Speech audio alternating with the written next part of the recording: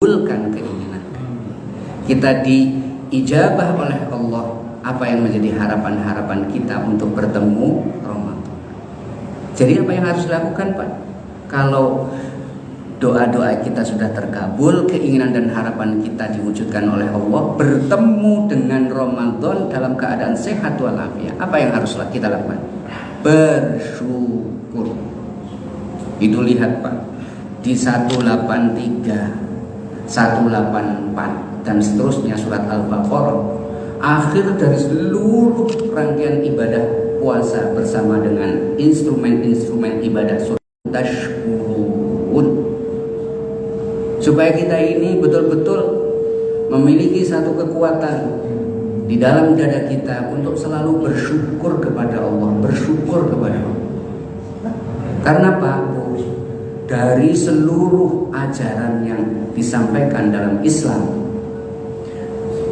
Al-Quran yang berisi 30 juz, 114 ayat, 114 surah, 6.666 ayat, itu kalau diperas, diambil saripatinya, ya keluarnya adalah syukur itu.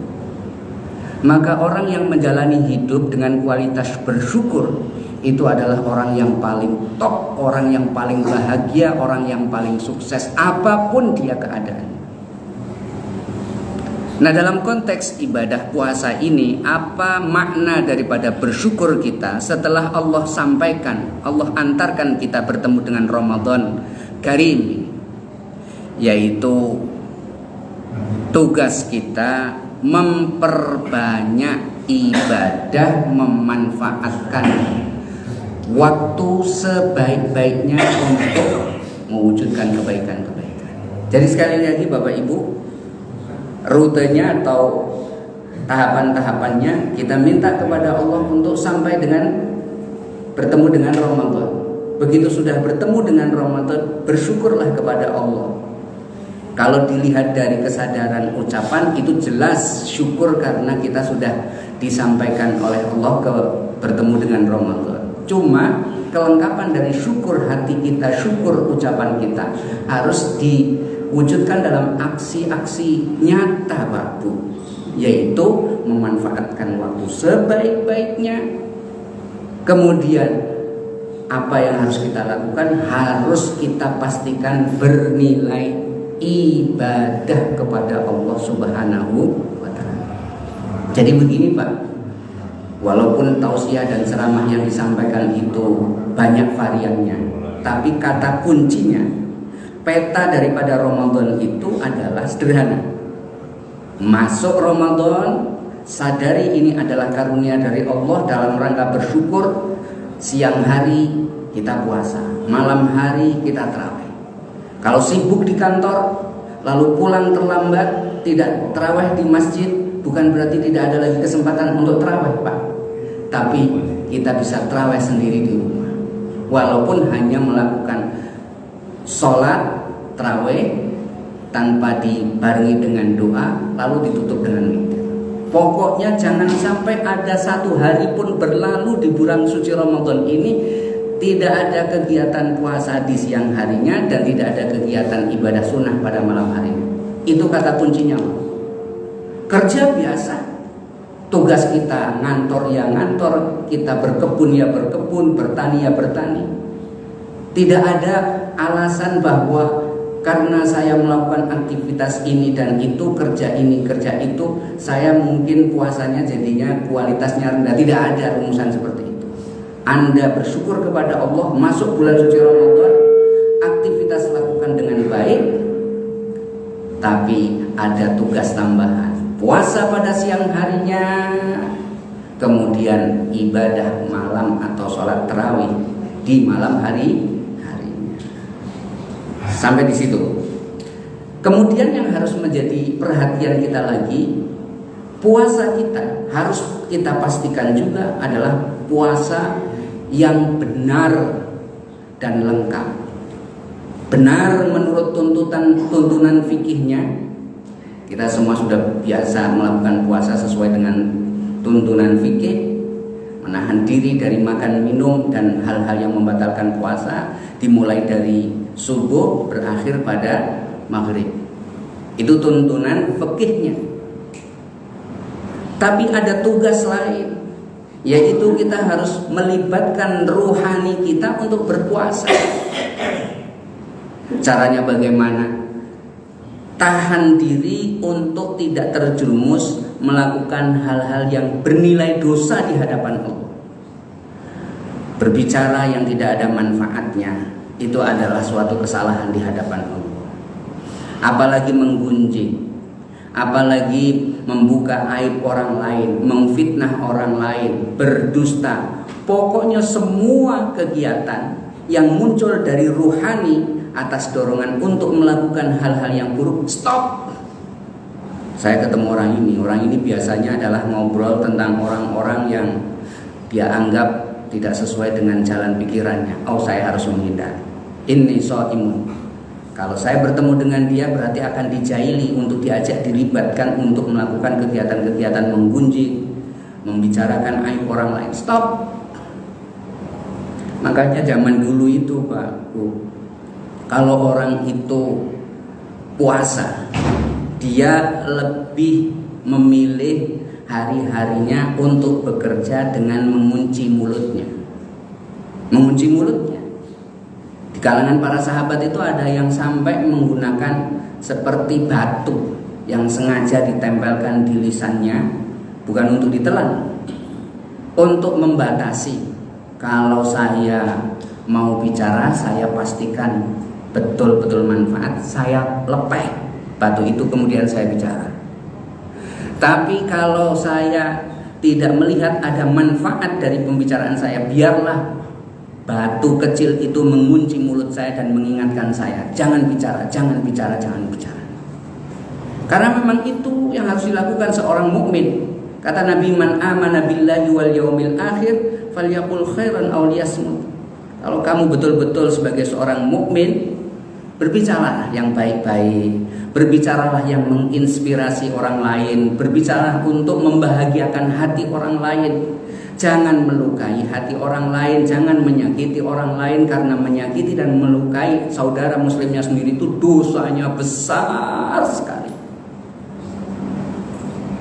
Kita meremehkan saudara kita ini Pak, berdosa. Dosanya bagaimana kita lihat begini Pak. Allah Subhanahu wa ta'ala itu menjelaskan di dalam Al-Quran bahwa orang-orang yang sudah beriman dan mau atau sedang memproses dirinya mencapai derajat kesempurnaan takwa, itu dua alasan cukup dijadikan oleh Allah sebagai Allah mengangkat hamba-hambanya sebagai kekasih-kekasihnya. Bunyi ayatnya begini, ala inna awliya Allahi la khawfun alaihim wa la hum yahzanun. Ingat wahai hamba-hambaku, inna awliya Allahi, sesungguhnya kekasih-kekasihku, la khawfun alaihim wa la hum yahzanun. Urusan hidupnya sudah selesai. Dia tidak punya rasa takut dan tidak mempunyai rasa sedih. Siapa sih orang yang dicintai oleh Allah, dijadikan oleh Allah sebagai kekasih-kekasihnya, dan hilanglah rasa duka dan siapa? Alladzina amanu wa kanu yattaqun, yaitu orang-orang yang beriman. Bapak-bapak, ibu-ibu adalah hamba-hamba yang beriman kepada Allah. Wa kanu yattaqun.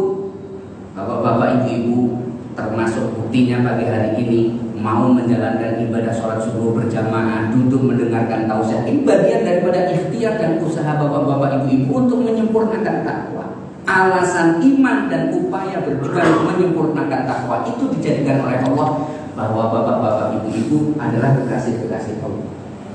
Nah, kalau sudah capnya, mereknya jelas, orang-orang yang beriman kepada Allah itu disebut sebagai aulia Allah, kekasih-kekasih Allah. Haram bagi kita untuk menyakiti saudara kita karena mereka kekasih-kekasih Allah.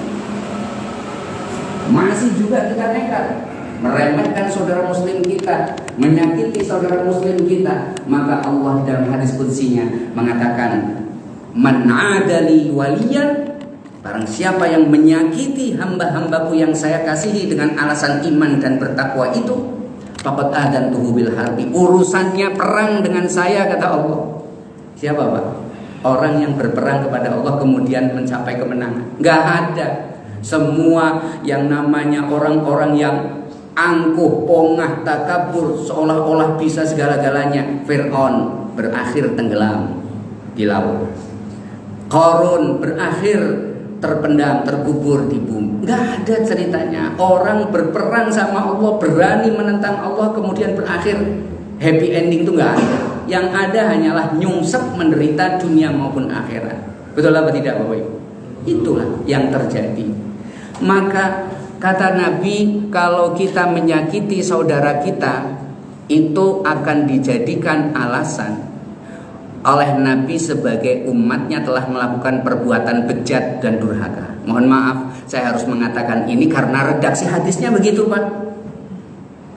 Nabi mengatakan begini, bihasabi mri'in, cukuplah seseorang itu minasyari, bisa disebut sebagai yang bejat dan durjana, ayyahtiru akhahul muslim, ketika dia hobi meremehkan, menyakiti saudara muslim. Maka di bulan suci Ramadan ini, kalau kemarin-kemarin kita punya kebiasaan seperti itu, demi Allah stop Pak, stop. Karena bulan ini bulan mulia, pelanggarannya juga akan diberikan nilai dosa yang besar sekali. Stop Pak, stop. Daripada kita berbicara yang enggak, baca Al-Quran. Daripada kita ngobrol yang sia-sia, zikir Allahumma innaka afuwun karim tuhibbul afwa fa'fu anni. Terus kita baca itu. Sebab kalau lisan ini tidak disibukkan dengan baca Al-Quran, zikir, ya Allah gatelnya minta ampun. Kalau nggak ngomongin orang itu kayaknya nggak sedep katanya. Ya Allah ya Rabbi. Jadi demi Allah, di bulan suci Ramadan ini stop. Karena apa? Kita ingin puasa itu bukan hanya sekedar fisiknya, tetapi juga hati kita ikut berpuasa. Kalau hati kita sudah berpuasa, level puasa kita naik Pak. Kata Imam Al-Ghazali, kalau puasa itu yang dipuasakan adalah fisiknya, tidak makan dan tidak minum, dan tidak melakukan hal-hal yang membatalkan puasa, itu namanya puasanya orang awam. Bahasa kitanya anak-anak yang belum punya nalar sempurna. Tapi bagi kita ini yang sudah sempurna nalarnya, SMA lulus, perguruan tinggi juga lulus, kemudian kita punya milieu pergaulan yang luar biasa dengan orang-orang penting, ya. Kalau puasanya cuma puasa fisik saja, sampah, mohon maaf Pak. Sampah. Karena apa? Umur ditambah, biaya kos untuk hidup ditambah, kebahagiaan keluarga, kebahagiaan prestasi ditambah sama Allah. Masa ibadahnya nggak berprestasi, nggak naik prestasinya di hadapan Allah? Cuma itu saja dari sejak kecil kita anak-anak sampai sekarang puasanya fisik. Oleh karena itu, kalau saya menyebutkan hal ini bukan bermaksud mengejek, tapi mengajak. Ayo bapak-bapak, ibu-ibu, kita puasakan juga rohani kita. Kalau ada dorongan dari batin kita, kamu lakukan ini, stop. Saya sedang berpuasa, ini so'imu. Dah. Jadi puasanya fisik disempurnakan dengan puasa rohani. Caranya ya tadi, tadarus Al-Quran, berzikir dan seterusnya. Kalau bapak-bapak, ibu-ibu mau melakukan kegiatan puasa pada siang hari, tarawih pada malam harinya, kemudian yang dipuasakan bukan hanya saja fisiknya tapi juga rohaninya, maka bapak ibu akan diantarkan oleh Allah, digandeng oleh Allah, dibimbing oleh Allah, la'allakum tattaqun, untuk mencapai derajat ketakwaan di hadapan Allah Subhanahu wa ta'ala. Kan tadi disebut alladzina amanu, modal awal sebagai kekasih Allah beriman, wa kanu yattaqun, berproses untuk mendapatkan kesempurnaan takwa lainnya. Kegiatan puasa adalah bagian daripada cara Allah mengantarkan kita untuk sempurna di dalam ketakwaan Allah Subhanahu wa ta'ala. Mudah-mudahan kita senantiasa sehat ya Pak ya Bu ya. segala sesuatunya dimudahkan dan kita bisa khusyuk, fokus, khidmat dalam menjalani ibadah di bulan suci Ramadan ini. Bapak Ibu yang saya hormati, kalau pada pagi hari ini judulnya adalah memperbanyak ibadah. Ini judul yang sangat menarik Bapak Ibu. Ini judul yang sangat menarik untuk kita pahami apa sebenarnya makna daripada memperbanyak ibadah. Saya mau sampaikan kepada bapak-bapak, ibu-ibu. Mungkin yang sering bapak-bapak, ibu-ibu dengar adalah memperbanyak ibadah itu memperbanyak kegiatan-kegiatannya. Kan begitu Pak ya? Yang tadinya tidak rajin baca Quran, yang rajin baca Quran. Tadi juga saya membicarakan itu kan Pak.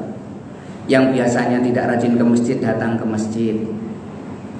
Ini namanya memperbanyak dari segi kuantitas jumlahnya Pak. Orang yang biasanya tidak ibadah kemudian mau ibadah. Orang yang sudah beribadah dengan frekuensi tertentu kemudian dia berusaha untuk meningkatkan frekuensi itu dari segi jumlah dan kemantapan hati melakukan ibadah-ibadah. Itu bagus Pak. Itu bagus sekali. Bagus sekali. Tapi bagi pemula, tapi bagi orang-orang yang dalam siklus tahunan sering dipertemukan oleh Allah dengan bulan suci Ramadan, kita harus punya mindset yang lain, pola pikir yang lain. Tetapi tidak keluar dari Al-Quran, tidak keluar dari sunnah.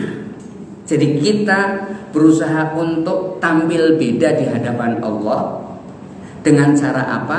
Tidak memperbanyak secara kuantitas, tapi juga kita berusaha untuk meningkatkan kualitas.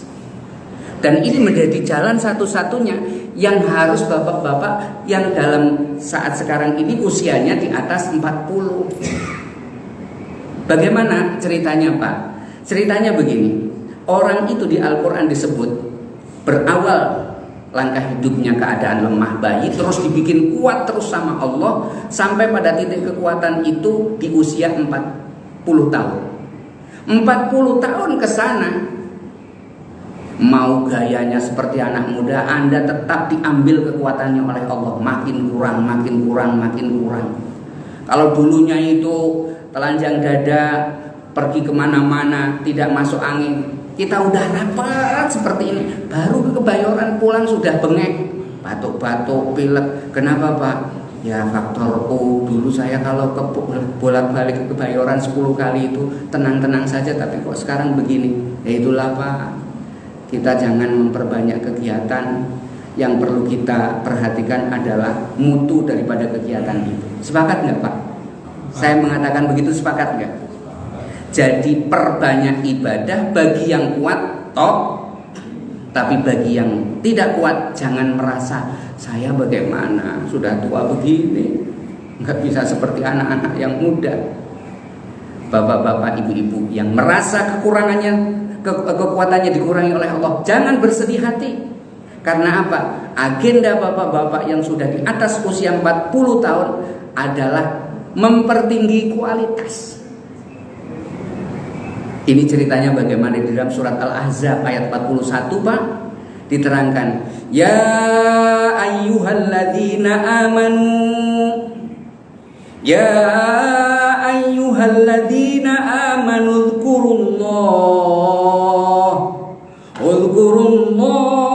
dzikran katsira. Firman siapa Pak? Firman Allah. Harusnya begitu sudah dibacakan ayat, Allah, terima kasih ya Allah, Engkau sudah ingatkan.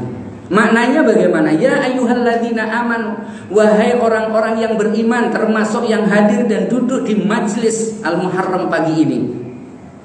Allah panggil, udzkurullaha, kamu jadilah orang-orang yang selalu berzikir kepada Allah, ingat kepada Allah, zikran dengan zikir katsiran yang banyak.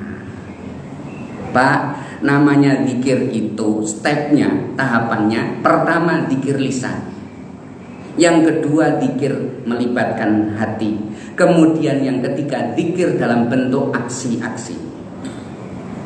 Zikir dengan lisan kita sebut nama Allah, Allah, Allah, Allah, subhanallah, subhanallah, Allahu akbar, la ilaha illallah. Itu zikir lisan.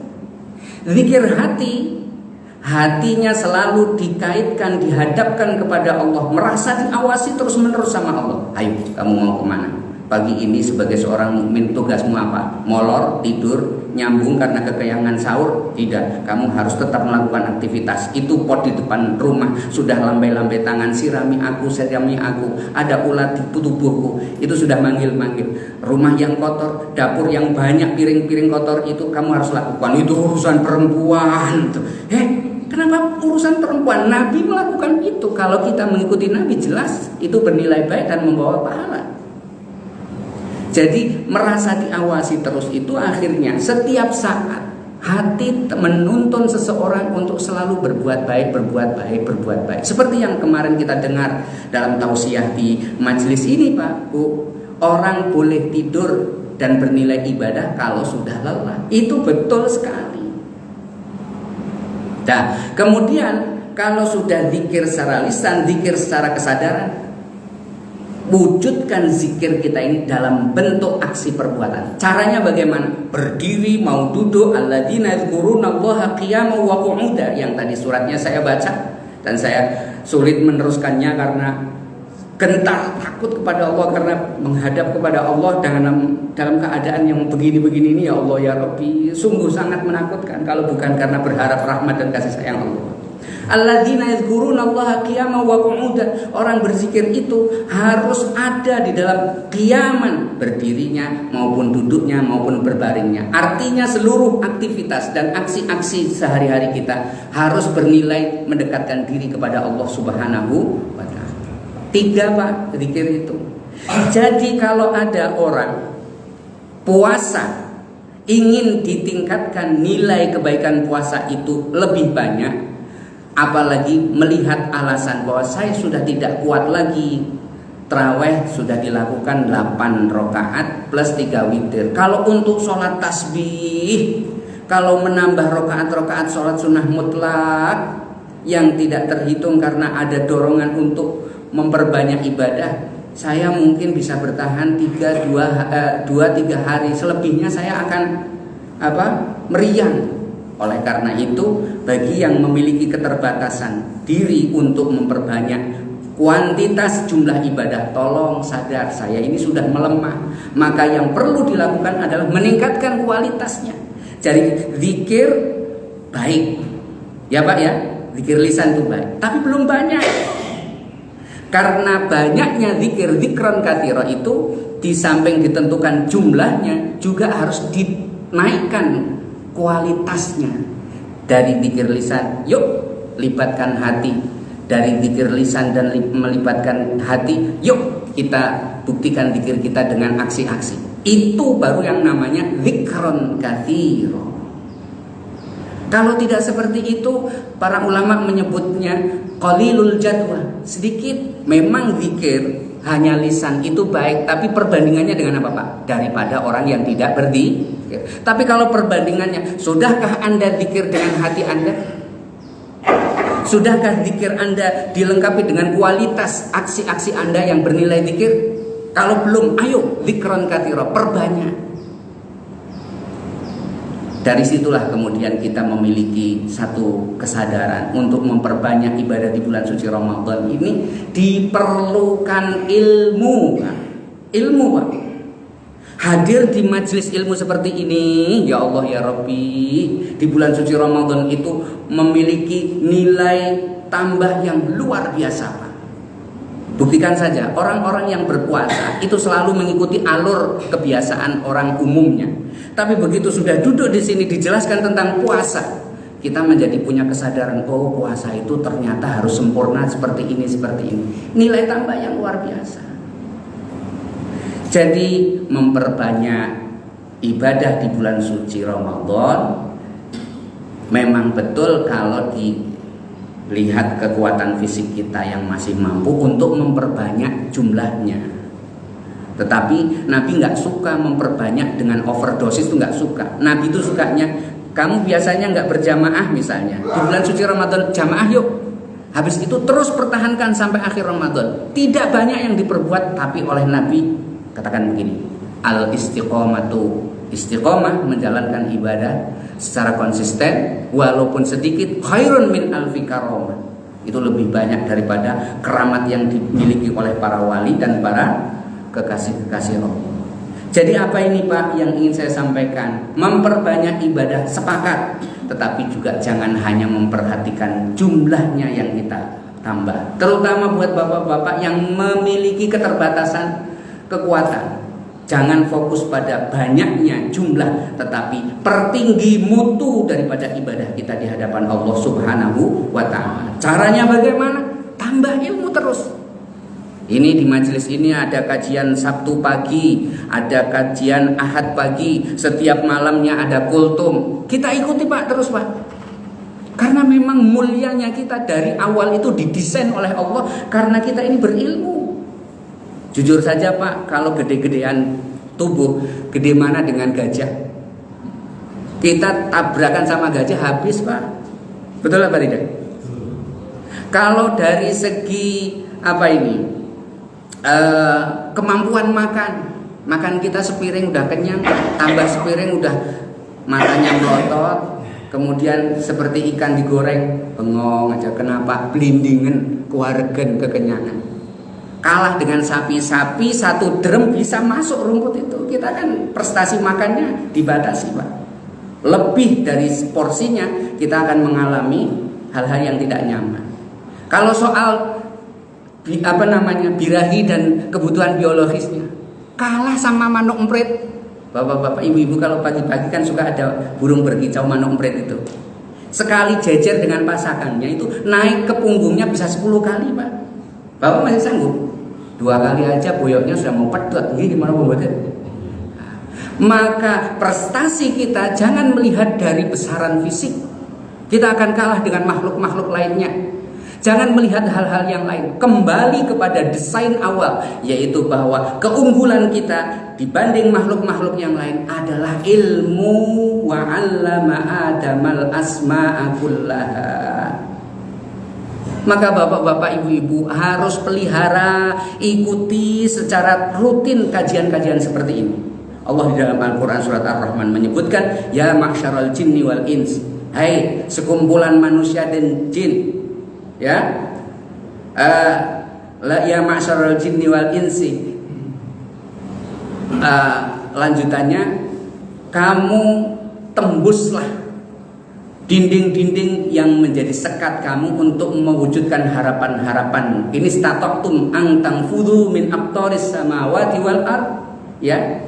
Kamu tembus itu, saya silakan. Dunia sudah saya persembahkan untuk kalian nikmati, untuk menjadikan bagian daripada pendukung kebahagiaan Anda. Tapi la tanfudhu, Anda tidak akan bisa mewujudkan harapan-harapan itu illa bisultan, kecuali dengan kekuatan. Para mufassirin menyebutkan sultan di sini adalah ilmu. Apa sih yang tidak bisa diwujudkan? Sesuatu yang sulit itu tanpa ilmu. Saya misalnya zaman dulu kalau ceramah seperti ini, saya harus berteriak agak lantang. Kalau sudah mulai 20 menit sini sudah mulai menunjukkan gangguan-gangguan. Tetapi kalau kita pakai ilmu, suara kita nggak usah kita keraskan, tapi bisa sampai kepada bapak-bapak dan ibu-ibu, bahkan yang ada di ujung sana.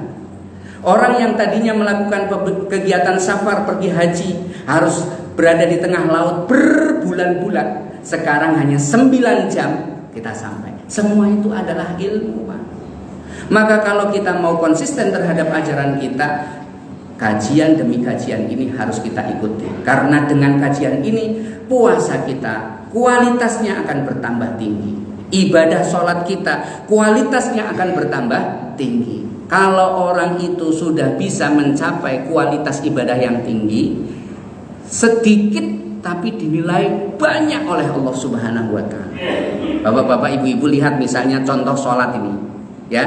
Sholat itu disebutkan adalah melakukan alladzina yuqimunas sholata, salat 5 waktu kan Pak Bu ya. Tetapi lanjutannya di surat Al-Mu'minun, qad aflahal mu'minun alladzina hum fi sholatihim khashi'un. Setelah sukses mewujudkan sholat 5 waktu, coba kualitasnya bertambah enggak? Apa nilai tambahnya? Ukurannya yaitu alladzina hum fi sholatihim khashi'un. Dia betul-betul menghadapkan dirinya kepada Allah. Ketika ilmu terus ditambah, kenalnya sama Allah semakin bertambah. Akhirnya Allah menyebut alladzina hum ala sholatihim daimun. Dia tuh lihat ke pasar, saya hitung sedang sholat. Dia itu sedang melakukan kegiatan di kantor, walaupun tidak sujud rukuk, saya hitung sebagai orang yang sholat. Jadi begitulah Pak, orang beribadah itu harus juga memperhatikan kualitas kepribadian kita yang memang diajarkan dari ibadah-ibadah yang dilakukan. Selagi fokus kita hanya pada kuantitas sampai akhir hayat Pak Bu, mohon maaf tanpa bermaksud mengurangi kegiatan dan semangat ibu untuk melakukan hal-hal yang baik secara jumlah itu, tetap tidak ngefek terhadap apa-apapun dalam kehidupan kita.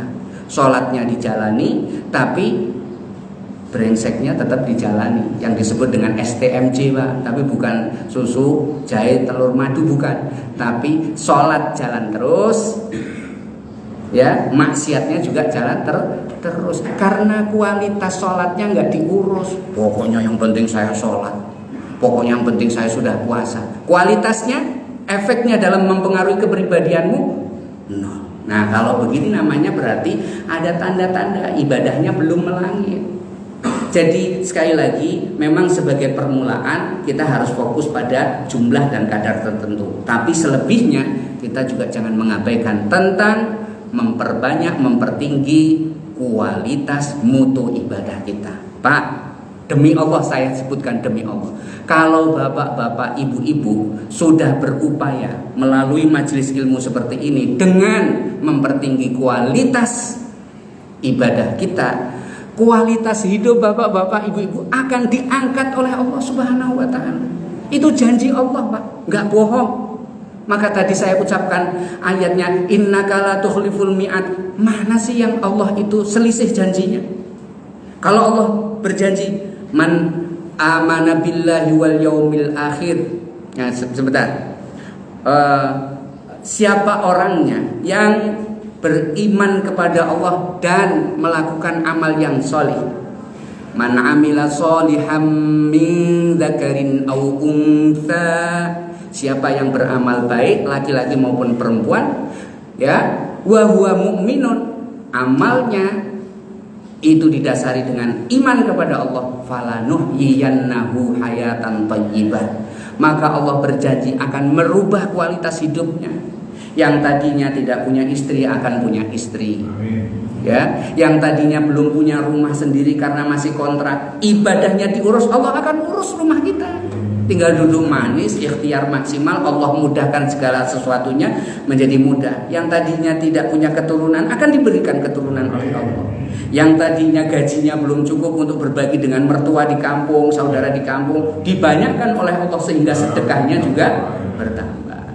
Oleh sebab itu Pak, Bu, saya hanya sedikit memenuhi judul yang diberikan oleh pengurus, memperbanyak ibadah, bagus. Tetapi juga ada hal yang perlu diperhatikan, mempertinggi kualitas ibadah kita. Supaya apa? Kita mendapatkan asar pengaruh positif dari ibadah-ibadah yang kita lakukan. Kalau orang sudah hatinya lembut Pak, lihat kotak amal itu, ya Allah, berdosa kalau kita nggak masukin kotak amal Pak. Lah iya, rezeki dikasih oleh Allah lebih. Lihat kotak amal, hatinya nggak tersentuh, keras amat itu hati. Mau kamu habiskan di dunia ini, nggak ada yang kamu bawa, bawa dong, titipkan kepada Masjid Al-Muharram. Lah kalau ingin fasilitas di alam barzahnya bagus, ya masukinnya yang banyak. Masa kalau ingin mendapatkan fasilitas yang nyaman di alam barzah, masukinnya 1000 murah amat. Masukin yang warna merah-merah itu Pak. Kemudian bisa rutin setiap hari. Pokoknya ada kegiatan yang kalau bisa kita usahakan, sedekah subuh. ke Masjid Al-Muharram, masukkan uang. Sebelum masuk ada kotak amal, masukin bismillahirrahmanirrahim Al-Muharram, titip supaya nanti di alam barzah bisa saya ambil untuk kenyamanan saya.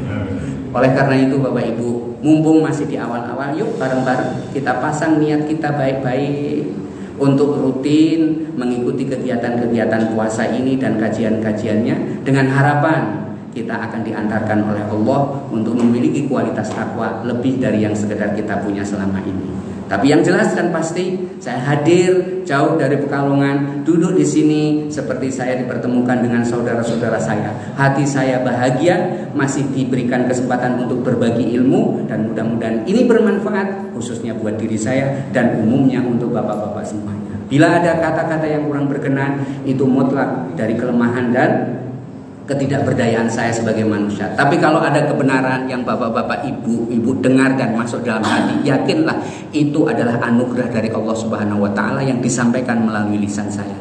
Akhirnya kita harus berdoa bersama-sama. Allahumma anfa'na bima 'allamtana wa 'allimna ma yanfa'una warzuqna 'uluman nafi'ah fid dini wad dunya wal akhirah. Allahumma ij'alna minas shalihin waffiqna lima tuhibbu wa tardha. Allahumma nawwir qulubana binuril ilmi wal hidayah kama nawartal arda binuri syamsika wa qamarika abada ya arhamar rahimin. Allahumma innaka 'afuwun karim tuhibbul 'afwa fa'fu 'anna. Allahumma innaka 'afuwun karim tuhibbul 'afwa fa'fu 'anna. Allahumma innaka 'afuwun karim tuhibbul 'afwa fa'fu 'anna ya karim. Rabbana atina fid dunya hasanah wa fil akhirati hasanah wa qina adzabannar. Walhamdulillahi rabbil alamin. Kurang lebihnya mohon maaf. Hadanallahu wa iyyakum ajma'in. Assalamualaikum warahmatullahi taala wabarakatuh.